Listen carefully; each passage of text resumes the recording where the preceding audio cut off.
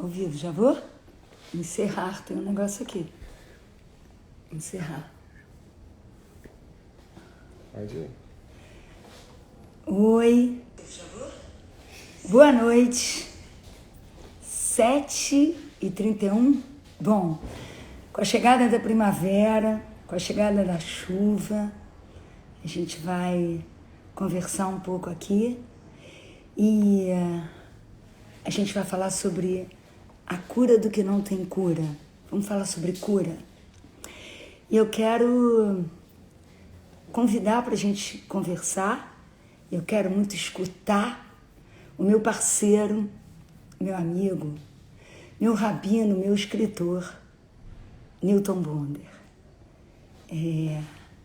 Cadê você, Newton Bonder? Será que ele já entrou aqui? Tem que ele vai chamar aqui.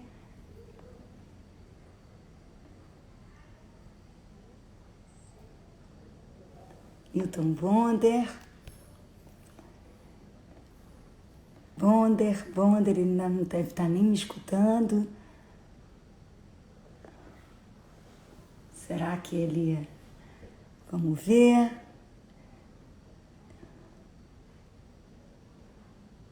Olá, olá. Eu estou esperando o meu parceiro para a gente ter essa conversa, para a gente falar sobre esse espetáculo que a gente está fazendo junto, para falar desse encontro que a gente está tendo. Cadê você, Newton Bonder?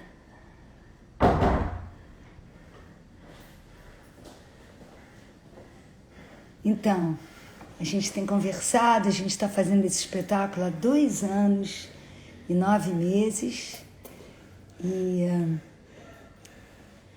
aí a gente vai falar um pouco sobre as questões, as inquietações, né? Eu queria que... Será que ele já está aí? Será que ele já apareceu? Bom, eu vou falando um pouco porque...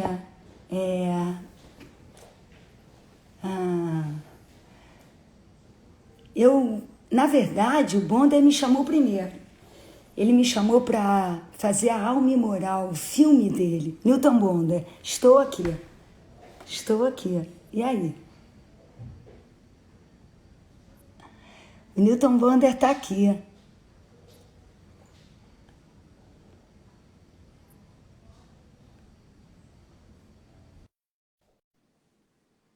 Acho que ele agora vai entrar aqui com a gente. Estou aqui. Eu estava... Tudo bom, Débora? Tudo bem. Eu estava... Ih, gente, você está com cabelo... Você cortou o cabelo? Cortei. Mas por que essa interjeição dessa forma assim que fiquei Eu sou mal? uma esteta, né? Eu olho e já presto logo atenção. Mas, enfim, eu estava começando a contar para as pessoas que você é um pouco culpado, não, você é totalmente, mas não se trata de culpa. Eu estava começando a contar que você me chamou para fazer o Alma e Moral, o filme com você, né?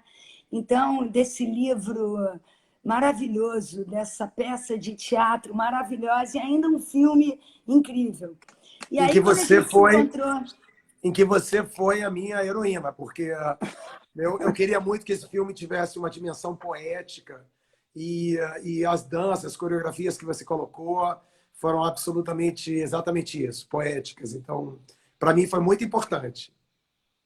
E para mim foi assim, eu falei, gente, eu me lembro quando eu falei, mas Bonder, quanto tempo de imagem? A gente não tinha muito tempo, tinha um dia só para filmar, não tinha grana, aquelas situações de guerrilha complicadíssimas.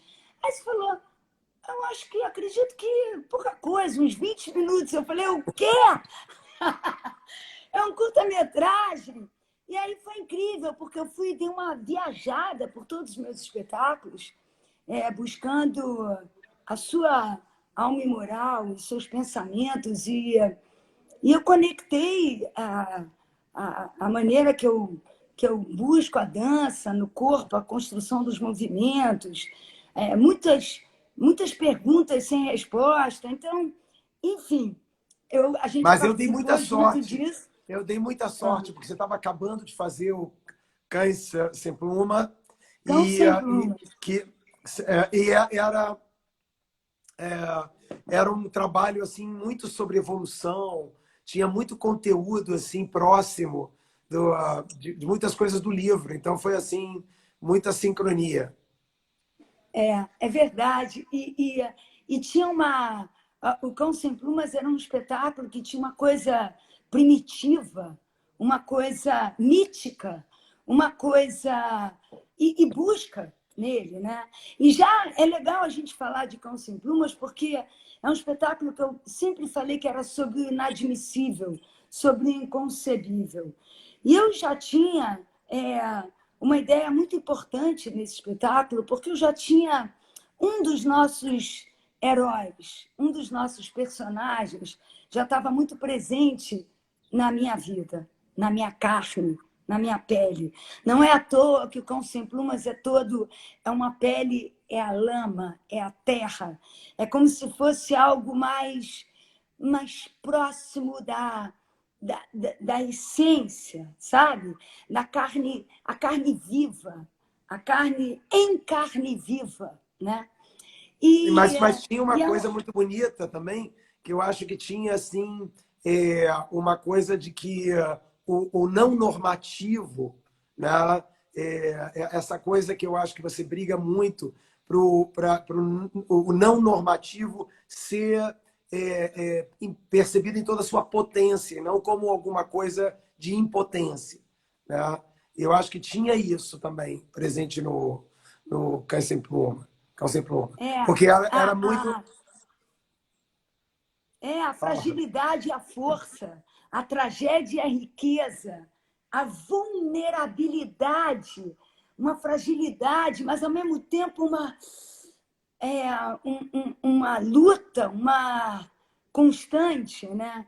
E, e um desses personagens que eu estou falando, que é um dos nossos heróis, que é o Theo, que é que é o meu neto, ele, eu, eu, eu reconheço, porque isso é uma história que tem há 11 anos na minha vida, e, e, e talvez não tenha começado aí essa minha inquietação com essas questões. E, na verdade, eu, a impossibilidade da cura, para mim, é uma dor e é algo muito intenso, muito impossível, a impossibilidade da cura. Então, eu fui, eu tinha que encontrar a cura do que não tem cura. E Esse, essa é uma esse, busca. esse espetáculo ele tem uma coisa muito interessante, ele tem uma dramaticidade. Né? É... Oh, silêncio! Estão falando muito alto. Ai, caramba. Desculpa, Vem fazer gente. isso aqui. Vem fazer isso aqui, pô. Eu não tenho tanta moral aqui, não. Nossa, uma barulheira. Vale. Mas estou dizendo que é, esse tem uma dramaticidade da gente ter trabalhado junto nesse trabalho, que é exatamente isso. Por que você fez comigo várias vezes, no lugar normal de rabino, você me trazia essas inquietações. Só que elas não chegam para o rabino como inquietação. Elas chegam com perguntas assim, vem cá, resolve aí. Me dá a resposta disso. Então, de certa maneira, esse trabalho ele é um pouco uma resposta disso. Né? Como a gente ficou trabalhando um tempo, e eu acho que tem uma coisa muito bonita, que é assim, quando não tem resposta, né, você tem que saber mudar a chave, mudar, ter uma outra perspectiva das coisas, senão você fica naquele lugar da impossibilidade, daquilo que não consegue acontecer.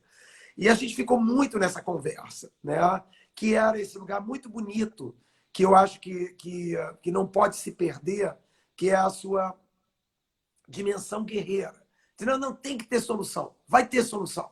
Vamos achar um jeito, vamos inventar, vamos criar ciência, vamos criar o que for. Né? E ficou um pouco um embate desse e uma tentativa de dizer, eu não tenho resposta. Né? Até, infelizmente, nem a ciência tem resposta ao que você está falando. Então, ficou uma mistura muito interessante dessa tua garra, dessa tua força, dessa tua incondicionalidade de brigar pela cura, com essa tentativa de olhar essa cura quando não tem cura, que, portanto, demanda outros olhares para permitir, né, o que a gente trabalha muito ali, que não é o sarar, mas é o healing, é o inteirar uma pessoa, né? Que a pessoa consiga ficar mais inteira, se não dá para resolver de sarar mesmo, de curar no lugar ali, de regenerar totalmente, como que você pode atuar para que você tenha resultados e guerreiros, né? Para que as coisas... para que não fique... Porque se você ficar guerreiro demais para uma coisa que não tem resposta, você vai salientar que não tem resposta. Então é um jogo, um equilíbrio entre ser guerreiro, perseverante, resiliente, guerreiro, né? E, ao mesmo tempo, encontrar formas de olhar as coisas de outra maneira, por outras perspectivas. Eu me lembro quando você começou a falar que dentro que a aceitação, né, aceitar, às vezes, pode fazer parte dessa guerra também. E outra coisa importante é o entendimento dos planos, né? De quando você começou dentro do espetáculo, foi muito importante que você foi muito no conhecimento básico, né? A gente tem um físico, a gente tem um emocional, todo mundo sabe disso, que a gente tem um plano físico, um plano emocional, um plano intelectual, um plano espiritual. Aí você trouxe a terra, a água, o fogo, o ar. E aí você foi falando de maneiras de cicatrizar. Eu me lembro de uma coisa muito forte. Eu me lembro uma vez que você chegou para mim e falou assim: você sabe qual é a verdadeira cura, né, Débora? Eu com aquela inquietação, tem que ter a cura. Eu não aceito essa impossibilidade da cura. Você vira para mim e afirma isso. Eu falei: qual é a verdadeira cura? Você falou: a morte. Aí eu falei: eu não aceito isso. Eu falei: gente, como é que você me diz uma coisa dessa? A vontade que eu tinha era de bater a porta na sua cara. E aí, como Mas você estava certo. Você tem que entender que isso é num lugar. O ser humano, ele tem que brigar. Eu acho que esse é um pensamento, assim, não é de religião, é um pensamento de vida. O ser humano, ele briga por cada dia aqui na Terra, sabe? Esse é o lugar correto. Então, assim, a morte não é uma solução, né? A única coisa que existe é que a gente tem que sempre imaginar que ficar longe do desespero, porque a vida, ela tem sempre solução. Aquilo que para a gente parece sem solução, na vida sempre tem solução, né? Então é nesse lugar, assim, quase que paradoxal, que a morte é uma solução. É o parar de sentir dor, é o parar de sentir o desagrado, né? Que a vida pode se transformar quando você não consegue ter qualidade de vida. Mas isso não tem nada, de maneira nenhuma estou dizendo, a religião judaica, por exemplo, ela não tinha nenhuma vontade de chegar no céu. Chegar no céu, para a tradição judaica, é para gente que não entendeu o jogo. É para ficar aqui. Lá é muito sem dor, lá é muito legal. Aqui é melhor, sabe? Eu acho que essa é um lugar assim, importante de declarar. Mas nunca é num lugar onde você estará eternamente jogado num lugar de não ter condições de subsistir, de qualidade. E aí a morte, ela é um remédio. Ele é uma maneira de encerrar um capítulo e sabe-se lá o que pode acontecer. Eu não vou entrar nessa seara. Mas a tradição judaica diz que, tanto que é muito interessante, a gente falou muitas vezes disso, que a morte vem depois da vida. A vida foi inventada antes da morte. Isso diz a biologia. Se você olhar, a biologia diz isso. Houve a vida, e a vida estudou uma estratégia que era reprodutiva, em que ela terminava com uma geração e reproduzia uma nova. Isso é uma estratégia da vida. Então, a morte é uma estratégia da vida. E a religião diz a mesma coisa. No texto bíblico, você tem ali a criação do ser humano, no primeiro dia, segundo dia, no sexto dia o ser humano é criado, E todos os dias é dito, quando terminou o primeiro dia, e viu Deus que foi bom. Quando chegou no sexto dia, se viu que foi muito bom. E aí os rabinos se perguntam, mas o que foi muito bom? Eles dizem, a morte. Porque é o toque, a pincelada final do Criador de um projeto que tem toda uma potência na finitude. A finitude é uma estratégia, né? Ela é uma busca, né, da vida.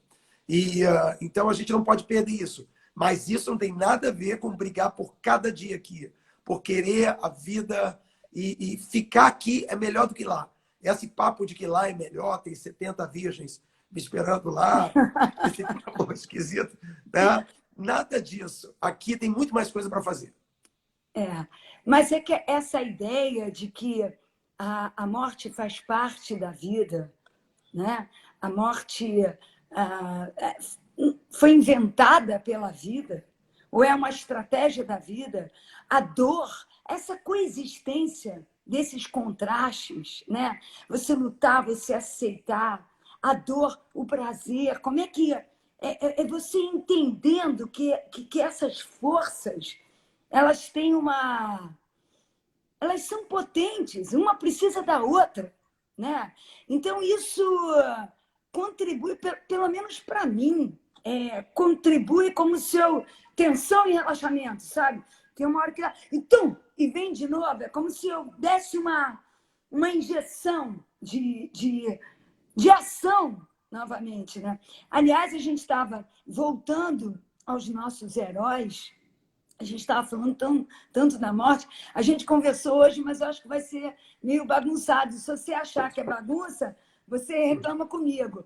Porque um dos motivos que eu convidei o Newton Bonder para estar comigo nessa minha jornada, como eu tive na dele, na verdade, Newton Bonder já está na minha vida há muito tempo, não é de agora, mas especificamente para esse espetáculo. É muito importante num processo de criação o foco, né? Tem coisas que eu quero dizer, tem coisas que eu estou buscando e você me ajuda a me lembrar disso. Débora, isso é importante para você. Esses personagens, esses heróis, né? Você está querendo fazer uma ponte entre a fé e a ciência. Você está querendo trazer alegria, né? Então, esses pontos, sabe? E a roteirizar essa dramaturgia que é tão importante, porque eu sei que o corpo fala, o movimento fala, né? E eu quero dizer coisas, eu quero trazer significados. E eu queria aproveitar que você trouxe a morte nesse momento, nessa construção desses dias, e a gente tem um momento no espetáculo importante em que eu quis trazer mais um personagem muito importante para mim, que é o Leonard Cohen, que é um poeta, que é um pensador, um músico, e ele fez essa canção You Want It Darker. E eu me lembro que eu li a tradução, eu conheço inglês e tudo mais, mas eu me lembro quando você me realmente ajudou a escutar essa música. Então, eu queria que você falasse um pouco sobre isso, esse encontro desse...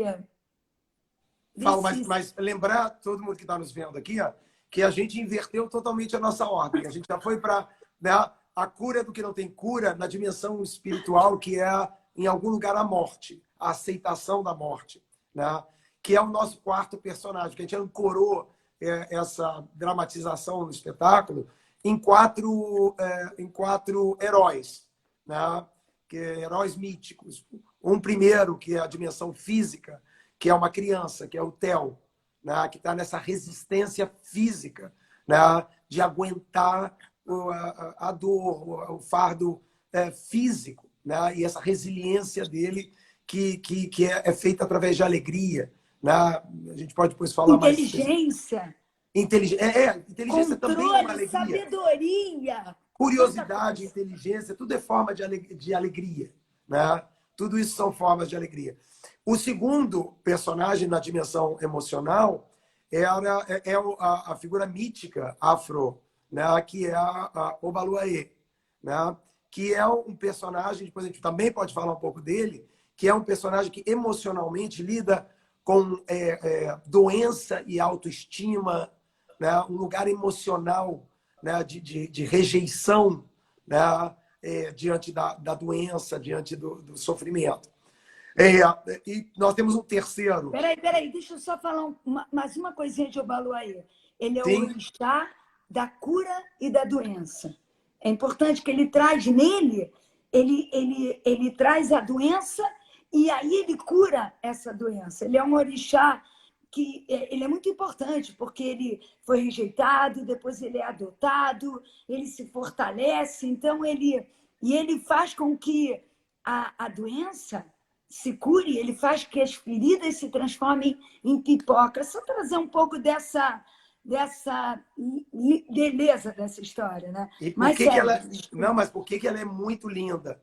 Porque ele faz isso, já tem coisas que não dá para você curar, né? E nessa história, ele inventa a doença e inventa a cura, mas toda a história está num lugar de aceitação, de uma mãe que aceita o seu filho, que não é dentro de uma normalidade estética ou de expectativas da sociedade, né? E ele vai curar exatamente ensinando as pessoas a olhar feridas como pipocas, que eu imagino que na África seja uma maneira alegre, como um brigadeiro, né? É uma expressão assim de alegria, de festa, né? Então assim, esse é o segundo lugar de cura quando não tem cura. E a cura é por aceitação, por amor, por não rejeição. Depois a gente tem um lugar intelectual, que é esse personagem, que é o Stephen Hawking. Se você mencionou, e é um personagem que teve sempre muito presente. Você até parece que quis fazer isso tudo a partir do momento do falecimento dele. Percebeu que ele era um personagem de muita resistência. Porque ele Um era... dia, eu vinha buscando, eu vinha trabalhando, eu vinha pensando sobre isso já, e eu, na verdade, reconheci que o nome do espetáculo tinha que ser Cura, porque no dia da morte dele, eu falei, gente, esse cara se curou. Esse cara encontrou a cura do que não tem cura. Esse cara, quando tinha 20 anos de idade, 17 anos de idade, deram 4 anos de vida a ele a mais, ele ganhou mais 50 anos. Ele construiu uma obra, ele é um cara genial e foi perdendo, ele só mexia a pálpebra. Pois E é, ele mas perdeu o humor, a inteligência. Então, eu falei, isso é a cura. Isso é a cura do que essa doença. e é uma cura intelectual. Por isso que a gente ancorou como uma cura intelectual. Porque ele consegue encontrar um espaço de potência. Né? Estou chamando aqui de intelectual, mental, mas não é só isso. Tem alguma coisa da consciência dele que não só funciona bem, a genialidade, né? Essa genialidade, ah, ela é tudo para ele. Porque ele se refugia num bunker dentro dele, na mente dele, na alma dele. E desse bunker, ele comanda o mundo. Ele é uma das pessoas, ele é extremamente bem-sucedido. Ele tem dinheiro, ele tem tudo que são medidores de impacto e sucesso no mundo externo, né? Ele se comunica, as ideias dele são conhecidas. Então, assim, é muito impressionante como ele sem curar, sem sarar, ele se inteira. Ele ganha uma dimensão tão inteira que às vezes é mais inteiro de que de muitas pessoas que têm todas as faculdades, né? E por último, agora tudo isso para chegar no lugar que você queria, né? Que é justamente o último, que é o personagem do Cohen, né? Que é um músico muito lindo, que encantou o mundo. É muito interessante que ele encantou o mundo em duas fases. Primeiro, ele tinha músicas muito bonitas, mas menos conhecido. Depois, ele foi à falência, né? E voltou já com idade, já mais próximo da finitude. E ele faz uma carreira brilhante, linda, sensível, passional.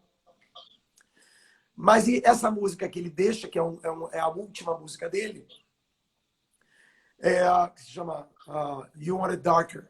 Você quer mais escuro. É que é uma espécie de diálogo dele com Deus, onde ele está entendendo aquela dimensão da morte que a gente falou. Ele é uma música muito linda, porque ela é ambivalente. Porque ele tem que responder por ele, como qualquer pessoa, eu tenho que brigar para viver um dia a mais. Eu tenho que brigar pela minha vida. Né? Então ele está nesse lugar de quase que assim, de não aceitação, em que ele está dizendo, por que isso? Precisa disso? Né? E, por outro lado, ele sabe que ele tem que encaixar na vida, que ele tem que estar presente naquele momento de vida dele. E ele usa uma palavra muito importante no texto bíblico, que é a palavra inene. Inene quer dizer eis-me aqui, que em vários momentos importantes, no sacrifício de Isaac, quando Deus chama Abraão e diz, vai dar notícia para ele, pega o teu filho, teu único filho, e traz aqui, ele diz, Abraão, Abraão, ele diz, inene, eis-me aqui. Então, assim, é como se Abraão, essa fala de Deus, ela é um desafio. Né? É quando Deus chama você, nunca é para dizer assim, você é o máximo, Newton. Sabe? Deus parece que ninguém vai querer ouvir nada de Deus. Mas Deus está sempre sussurrando, como é que eu vou dizer assim, desafios. Provocações. Deus provoca. Provoca. Para que ele vai falar e gastar? Seu filho, seu único filho, você vai ter que sacrificar. Você está achando que a vida é boa? Está na sua hora. Chega. Mas não é nem boa nem ruim. É só a vida, ela é exposição. A vida é estar nela. Então, assim, essas falas de Deus, elas são desafiadoras. E ele usa essa palavra inene exatamente para dizer isso. Pô, para que está me levando? Você parece um dealer, parece um sujeito aqui da máfia, parece um sujeito aqui da... Como é que é a nossa máfia aqui? Os traficantes. Os traficantes não, os outros, da polícia, os milicianos. Os milicianos. Você parece Deus, você parece um miliciano, Deus. Sabe? Me cobra tudo, né? Funciona como miliciano. Por um lado, ele resiste como um ser humano que briga até o último momento. Por outro, ele escuta o chamado e ele diz, estou aqui. Estou pronto. Mas é um encontro, né? Eu acho tão bonito, porque é um encontro. A gente sabe, e é tão importante você, independente de qual religião, você aceitar, admitir que tem algo acima de você. Que seja o céu, que sejam as estrelas, mas existem forças, né? E esse encontro do ser humano, desse cara que está ali com essa vida, encontrar com essa divindade, eu acho...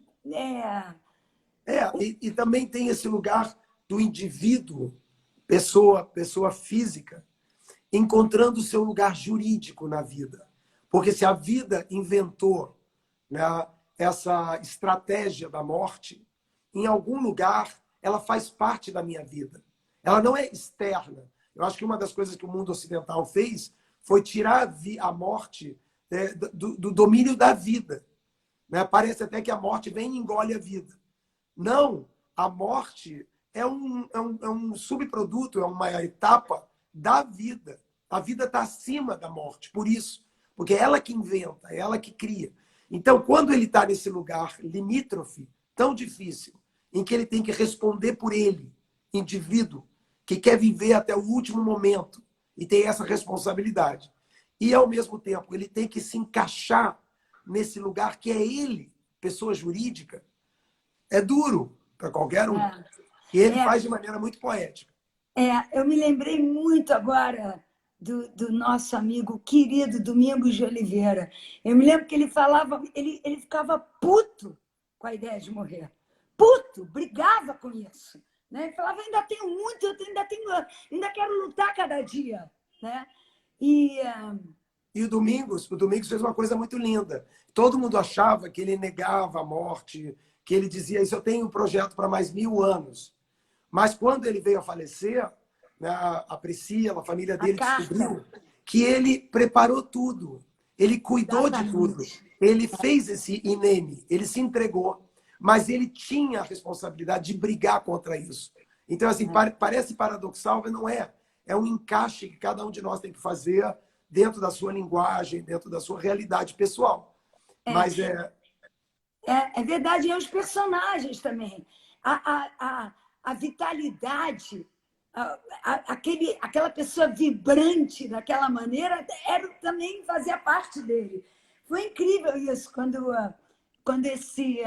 essa carta aparece, né? Realmente, eu acho que Mas, esse mas, nome... mas, mas para ser ele não podia aceitar isso num lugar sem uma rebeldia. Mas não era uma rebeldia juvenil, era uma rebeldia é, de uma ambivalência que é a vida, sabe? De se representar e, ao mesmo tempo, representar a vida com V maiúsculo.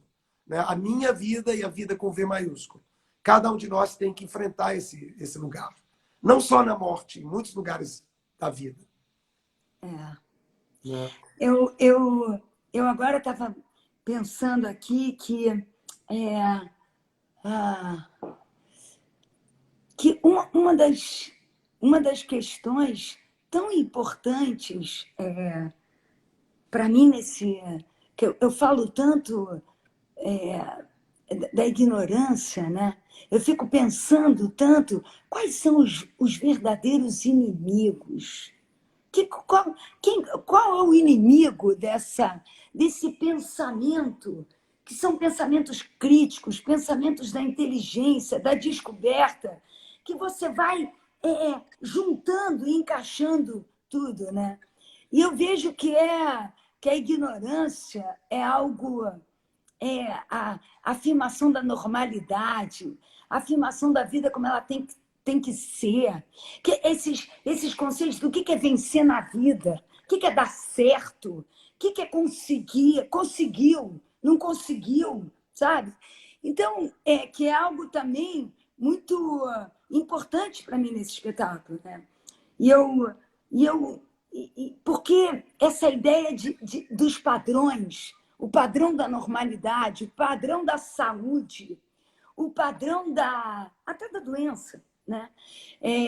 A história de Obaloaiê é uma história que mexe muito, porque tem uma mãe que rejeita, ela é errada, tem a mãe que adota, a adoção, né? Uma mãe que olha e acha aquele filho horroroso, e tem uma que olha e acha, ela não é a mãe ruim, a mãe boa, é toda aquilo tudo que está acontecendo, não tem um julgamento, né? Aquela história está toda acontecendo daquela maneira, tendo que acontecer para construir. Eu acho que é uma história muito bonita, porque essa história, inclusive, ela foi ancorada ali na caminhada do espetáculo. Ela está representando esse lugar que Obaloaiê ele entende que ele tem que separar. Uma das inteligências, eu acho que das pessoas, é saber separar a dor do sofrimento. Né? Porque esse é um lugar muito de construção de doenças imaginárias. Né? Porque assim, a dor né, ela é um sentido. A dor não é. A dor é até confusa para todo mundo, porque ela é um sentimento. Né? Eu sinto dor como um sentimento, mas a dor é o sexto sentido.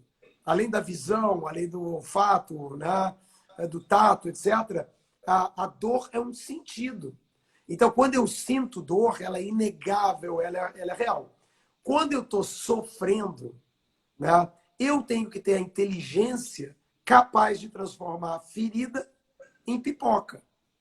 Mas não virei mago para fazer isso. Eu só fiquei mais desperto, mais acordado para saber separar certas coisas que não precisam ser esse padrão de doença. Tá? Você tem uma história. Sim. Tem uma história muito bonita que é de uma menininha que está chorando, essa que está falando. Então, é uma menininha que começa a chorar, chorar, chorar nesse lugar infantil de choro, só que ela fica chorando o dia inteiro, os pais ficam preocupados. No dia seguinte, ela está chorando, né? Eles chegam a chamar um médico, o médico passa os remédios. Ela passa 2, 3 dias chorando, eles estão desesperados, ela vai ter um problema de saúde. E aí eles convidam o rabino, que é a figura do sábio, E o rabino vem conversar com ela, ele conversa um pouco com ela, e depois de um tempo ela começa a parar de chorar, fica soluçando, diminuindo o soluço, até ela parar de chorar. E quando ele sai, os pais ficam muito curiosos. Eles dizem, o que você falou para ela? E ele disse, o que eu falei para ela? Eu falei o seguinte, chora, chora, mas chora só o que dói, não mais do que dói. Então, todos nós vivemos isso, né? Porque tem a dor que é sentido, e essa você chora, assim. Por que você não vai chorar? Pedindo ajuda, pedindo algum conforto. O choro, ele é um instrumento, né? Etc. Então, você não pode negar isso. Mas você pode trabalhar esse sofrimento de alguma maneira bem diferente, sabe? E saber reduzir o choro pelos sofrimentos, né, é muito importante na vida de todos nós. E o Maluaê tem esse olhar, né, em que ele começa num lugar de rejeição, né, e depois ele consegue ter o brilho do sol, né, ele consegue ter esse lugar dourado.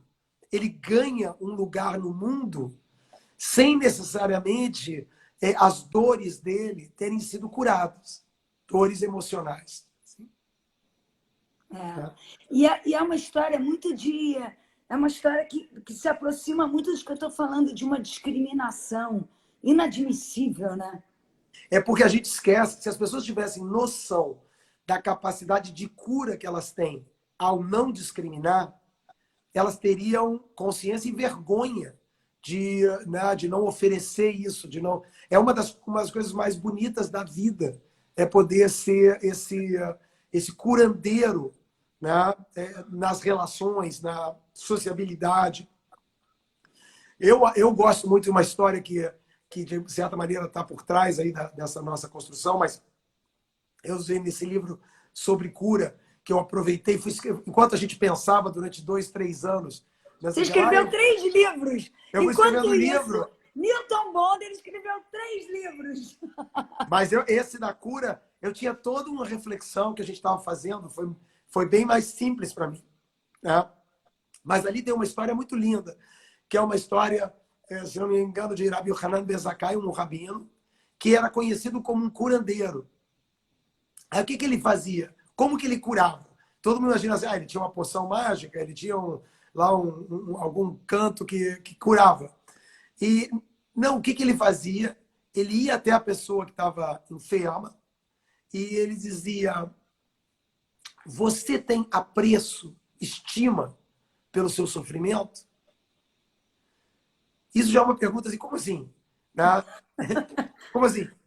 Como eu vou ter estima pelo meu sofrimento? É óbvio que ele está ele tá criticando, ele está dizendo, você parece que gosta de sofrer, né? Que você tem estima por isso. E aí a pessoa diz, não, eu não tenho estima. Quando a pessoa é capaz de dizer, eu não tenho estima pelo sofrimento, porque por incrível que pareça, muitas vezes na vida a gente tem estima pelo nosso sofrimento. Tá? Aí quando a pessoa dizia, não, eu não tenho estima, eu não gosto disso. Aí ele estendia a mão e levantava a pessoa daquele lugar. Então, assim, ele curava assim, geneticamente, quimicamente. Não, ele não curava isso. Mas ele ia como um ser humano, né? Ele se prestava a um testemunho muito importante na vida. O outro, para nós, é muito importante, porque ele quando você é testemunha do meu sofrimento, tá? Não só você me acolhe, como você pode me ajudar nesse lugar terapêutico, que ele levantava as pessoas. Tá? Porque isso eu já aprendi como rabino. Às vezes, é tão incrível você perceber o apreço que as pessoas têm pelo seu sofrimento.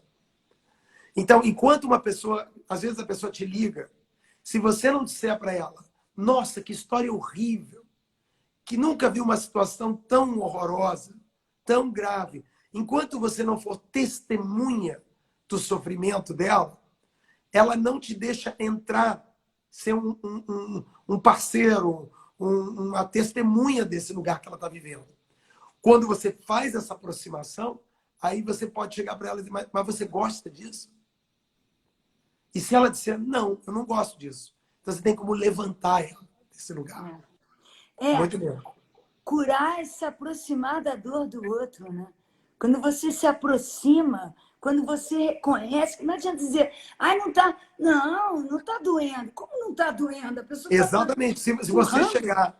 Se você chegar dizendo assim, ai, mas pensa quando você tem saúde, você tem. Levanta, dá a É, volta por cima. Não nada, dá. isso não funciona, porque você não chegou nela, sabe? Se você não reconhecer esse lugar sofrido, você não pode ajudá-la. Um terapeuta faz isso, tá? Um terapeuta ajuda a pessoa, ele entra nesse lugar sofrido, às vezes ele enxerga que esse lugar não é sofrido porcaria nenhuma, tá? Mas ele nunca diz isso. Ele espera você ir conhecendo e ele vai sendo seu parceiro, testemunha desse sofrimento. Em dado momento, diz, vem cá, peraí. Mas, Newton, tu gosta disso, né? Como assim eu gosto disso? Não, eu sinto que você gosta disso. Não, eu não gosto. Isso não é bom para mim. Ah, não? Então me dá a mão aqui que eu vou te levantar. Tá? Então, assim, na verdade, o espetáculo vai ser um desafio muito lindo. Espero que a gente possa rapidamente estar trazendo ele aí com todas essas crises, pandemias e pandemônios e outras coisas do mundo que estão Mas dificultando. isso é uma coisa importante falar. Eu me lembro que a gente, tantos momentos, eu cheguei a pensar, falei, gente, a gente está fazendo esse espetáculo há tanto tempo, que trágica coincidência. Será que esse espetáculo vai ter que mudar? E é incrível, pelo menos, eu tenho quase que uma convicção de que ele não muda. Os caminhos, né, as ideias, o que a gente foi, os desafios que a gente foi se propondo, a cura que a gente estava buscando, ela está em outro lugar. Não é a cura da Covid, não é a cura desse vírus. É Mas uma cura. Hã? você vê que coisa interessante, que esse vírus, que é um vírus que não tem cura, porque cloroquina e ivermectina, sei lá, tudo isso aí, a gente não tem comprovação de cura. Basicamente, entrou na realidade de todos nós algo que não tem cura, que não é só para aquele que tem uma doença grave. Todos os habitantes da Terra ficaram expostos à vulnerabilidade daquilo que não tem cura. E isso é, independente do vírus, independente, essa é uma realidade da vida. Então, assim, esse imaginário que o ser humano tem de que tudo tem cura, né? Essa tentativa do ser humano que é diferente de brigar por cada dia, de querer tirar a dor das pessoas, de querer estar junto das pessoas, é diferente disso. Mas a vida, ela é cheia de coisas que não que não a vida não está nesse lugar que as coisas não têm cura. Tá? Digo assim, que tudo tem cura. A gente está imerso numa realidade onde isso é parte da vida. E por mais que a ciência venha dizendo, não, tudo terá cura, não, tudo não terá cura. A gente vai avançar muito e coisas que não eram curáveis serão curadas, graças a Deus. E essa é uma obrigação. É a mesma coisa que com a morte. É obrigação do ser humano produzir curas. Mas o ser humano não pode imaginar a vida num lugar onde o que não tem cura não cabe nela. Sim. Quer dizer, eu acho que aí você traz também uma palavra que é importante para a gente, que é a fé, né? Você tem uma positividade, você tem uma esperança o tempo inteiro. Eu gosto quando a ciência ela está nesse lugar, sabe? De experimentar, da coragem, de avançar, né? Porque é um lugar também obrigatório, que é diferente dessa afirmação que tem que ter cura. Não, é diferente. É uma busca que eu considero até evolutiva, sabe? Até porque o cara realmente. É, eu me lembro quando a gente falou amar é curar, ou amor é cura, que parecia uma coisa piegas, né? A gente não pode, parece autoajuda. E é tão importante você Exato. abraçar algo que aparente. Você pode olhar uma coisa para você, às vezes está toda suja, ou é estranha, ou não sei o quê. Não, e você inclui aquilo. Você... Mas você quer ver onde que a gente, agora, muito concretamente, quais são as curas do que não tem cura? Na dimensão física, que é como a gente trabalhou o Theo, uma criança enfrentando dificuldades, né, de dor, de incômodo, né? O que cura isso que não tem cura? Alegria. Né? Quando a gente está falando Obaluaê, né, que é um personagem que também vai tentar apresentar uma cura porque não tem cura, como ele está no mundo emocional, ele tem uma gratidão, porque ele, na história, ele é recusado pela mãe dele, mas Iemanjá abraça ele como filho. É nesse lugar de amor, de gratidão, que ele consegue depois ser o inventor e o curador de todas as doenças. Né? Então, mas o que cura na dimensão, nessa dimensão emocional? Amor, gratidão. Essa é a cura do que não tem cura. Na dimensão intelectual, que é esse lugar onde estava o Stephen Hawking, tá? É um lugar onde o que cura o que não tem cura é a esperança.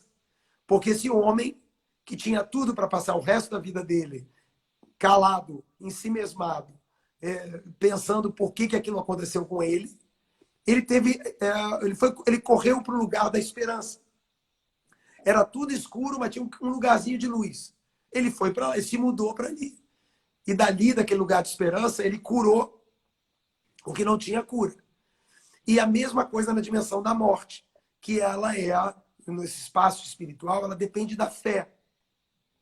A fé é isso, é uma cura do que não tem cura.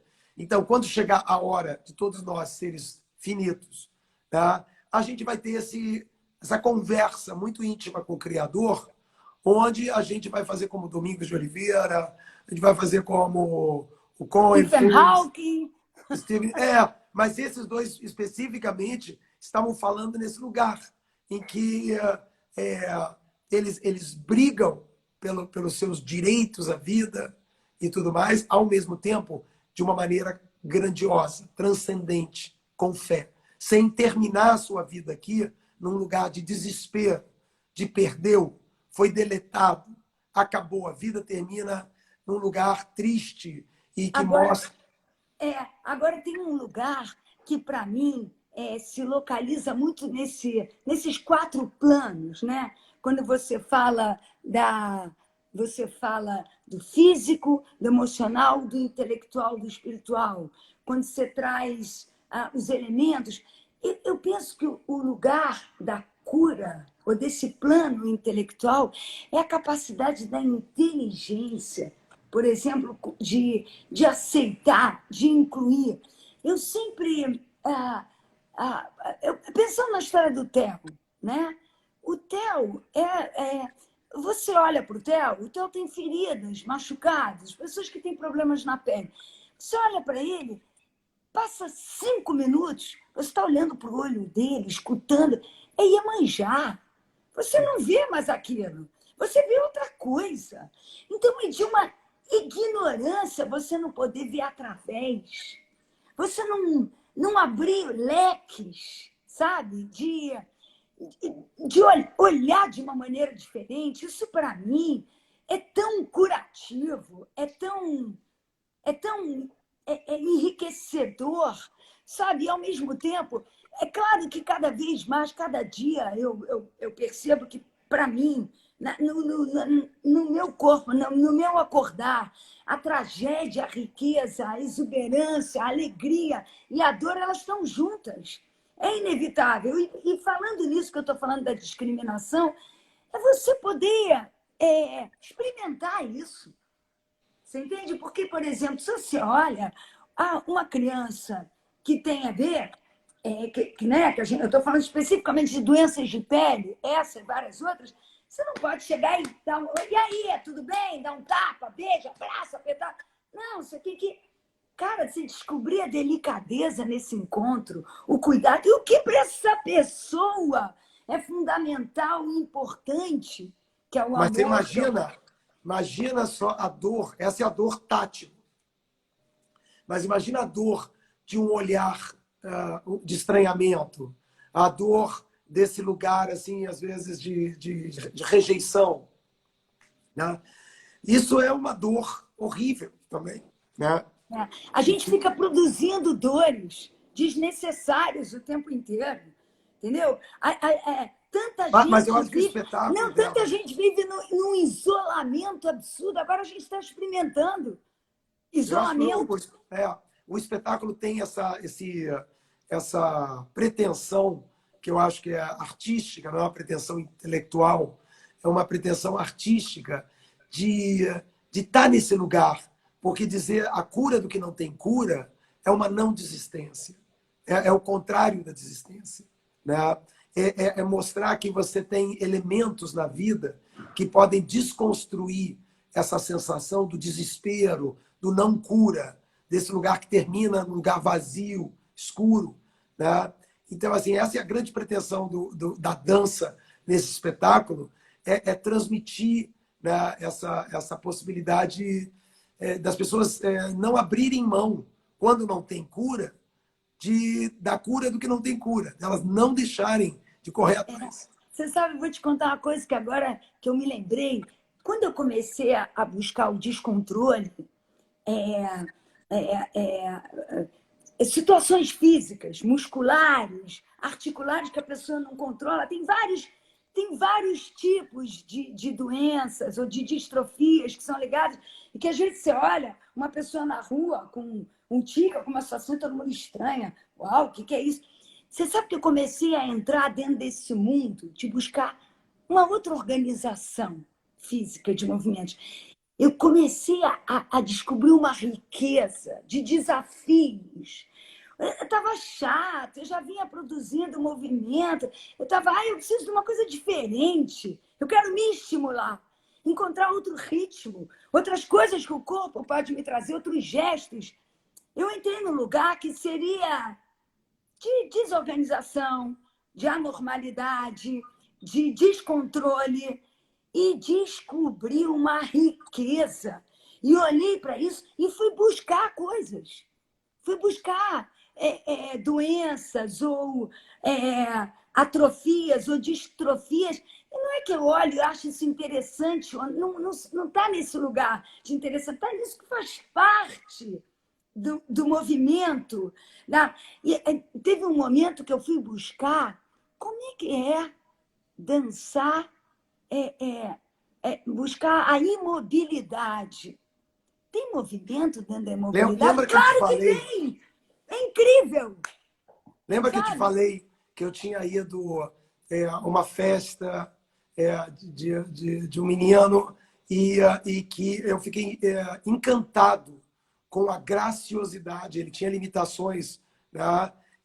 Mas havia alguma coisa... foram as duas coisas. Era a graça dele e a graciosidade com que as outras pessoas interagiam, dançavam com ele, sem esse olhar de estranhamento, sem, que ridículo, que estranho, nada disso.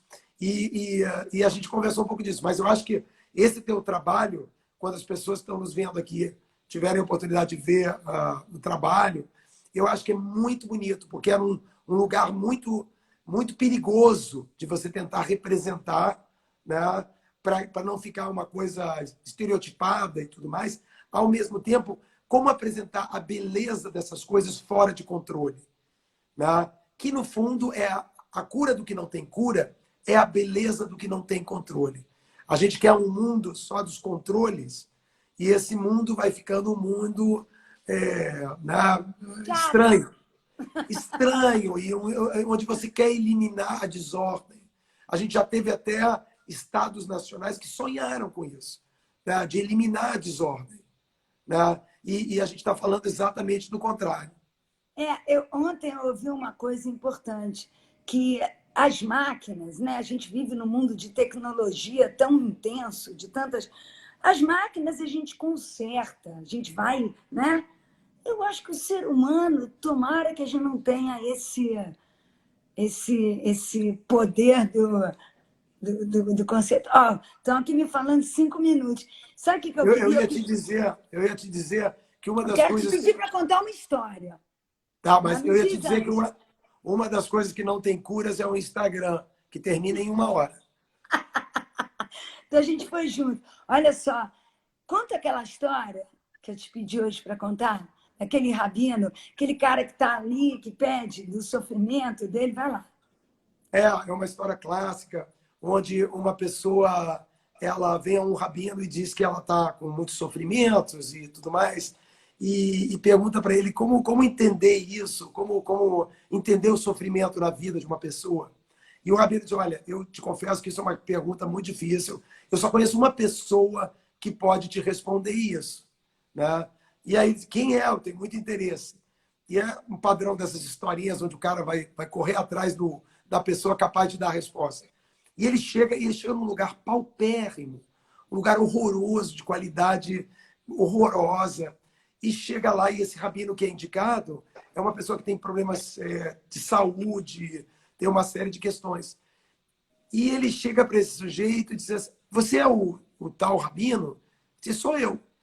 E ele disse, puxa, mas eu fui mandado aqui por um outro rabino que disse que você é a única pessoa que poderia responder para mim, né, por que do sofrimento. Aí ele parou, ele falou isso, mandou vir aqui falar comigo. Ele disse, sim, isso é estranho, porque eu nunca sofri na vida. Né? Então, assim, esse lugar onde... Essa é a resposta. Essa é a história se encurtou por causa do Instagram. Com certeza. Mas o importante da história é esse, que quem consegue responder o porquê do sofrimento é alguém que, por mais que tenha tido muitos sofrimentos, elaborou isso de uma tal maneira que, como sofrimento, eu nunca sofri na minha vida, acho que eu não consigo responder isso. E você, ao dizer isso, já está respondendo, obviamente. É muito lindo isso. Você sabe que eu vou te dizer uma coisa, muitas vezes eu já te perguntei coisas e você me respondeu perguntando outras. Que isso é uma brincadeira de rabino, né? E você sempre me respondeu contando histórias. As histórias, elas são incríveis, porque é aquilo que você me disse uma vez, a vida não é sobre a gente. A vida não está, né? Não tá. Então você ouve uma história e você é uma história de uma outra pessoa que será que é sua? Como é que você Mas transita? a história faz uma coisa muito linda. Quando você quer uma resposta, você está atrás de uma racionalidade, você está atrás de uma ideia. Né? Quando você conta uma história, você muda a chave. Você muda a chave para um lugar da vida e não do racional. Então, nesse lugar de chave mudada, muitas coisas que aparentemente não têm resposta, têm resposta. E eu vou te dizer... É o que você faz. É o que você faz com a arte. A arte é uma resposta ao que não tem resposta. É verdade. Eu vou te falar uma coisa. Algumas chaves são muito importantes para mim. Acredito que para a gente. Né? Chaves ali, buscar nos índios, os africanos, no judaísmo, no budismo, nos sufis, no Leonard Cohen. Eu me lembro quando você fez uma pergunta para mim. Eu fui à África. Você perguntou, Débora, você encontrou a cura que você foi buscar? E eu falei... Bom, você me fez essa pergunta que nem o negócio do sofrimento, que o rabino, se tem estima pelo sofrimento. Eu fiquei meio impactada. Falei, não, eu não encontrei a cura, mas eu encontrei alegria. E a potência, quando você escreve sobre preservar a alegria, né? Como é que com tanta dor, como é que a gente faz? A gente tem que preservar a alegria. Para mim, a alegria eu tenho que encontrar a cura do que não tem cura. Amor, alegria. Ai, o que é? Que tem gente aqui fazendo assim. Eu acho que eu vou acabar. Porque o que não tem cura, não tem você. cura. O Instagram vai deletar a gente. Querida. Então foi um prazer grandão. Prazer também. Gente, obrigada. Beijos. Fiquem muito ansiosos para ver esse espetáculo. Vai ser muito lindo. Feito com muito amor. Sim, espero que ele evolua para todos nós e que a gente continue sempre a buscar a cura do que não tem cura, porque tem a cura do que não tem cura. A gente tem que escutar, aprender a escutar. Às vezes você pergunta, mas você está com o ouvido tapado. A gente tem que aprender a escutar, a se aproximar do outro, porque o outro é tão interessante, melhor do que a gente. Beijo, obrigada! Beijo. Eu quero ouvir todas as histórias da vida. Gente, vamos lá, continuar lutando cada dia, hein? Beijo, beijo. Beijo, beijo, beijo, querida.